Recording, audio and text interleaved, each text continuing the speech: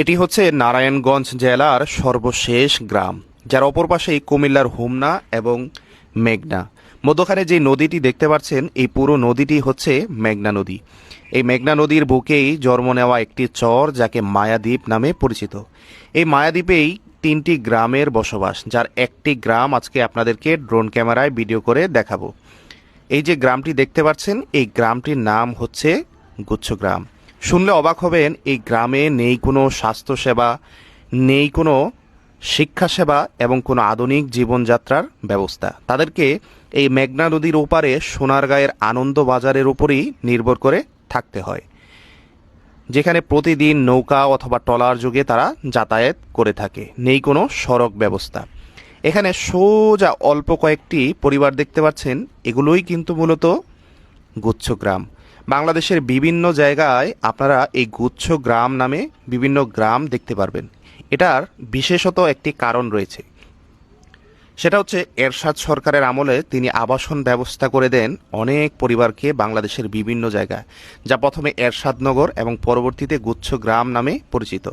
দেখতে পারলেন কি সুন্দর টিনে ঘেরা বাড়ি, কোনো দালান কোঠা নেই, কিন্তু মধ্যখানে প্রতিটি বাড়ির সামনে একটি করে নারকেল গাছ দেখা যাচ্ছে।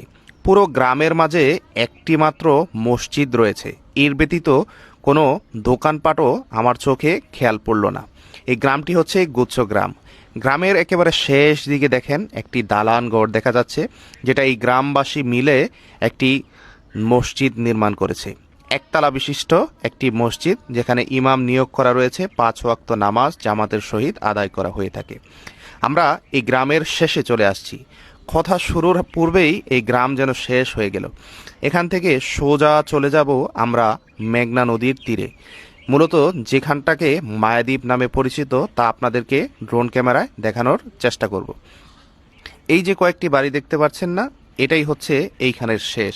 এবং উই পারে দেখেন, একটু ভালোভাবে খেয়াল করেন, হোমনা দেখা যাচ্ছে, যেটা হচ্ছে কুমিল্লার মধ্যে পড়েছে। মধ্যখান দিয়ে নৌ চলমান রয়েছে, যেই নদীটির নাম হচ্ছে মেঘনা নদী। এখানে প্রায় সময় আসা যায়। সোনারগাঁও থেকে খুব সহজেই আপনারা এইখানে আসতে পারবেন, ভ্রমণ করতে পারবেন। পরিবার নিয়ে একটা সুন্দর সময় কাটানোর একটা উপযুক্ত জায়গা হচ্ছে এগুলো।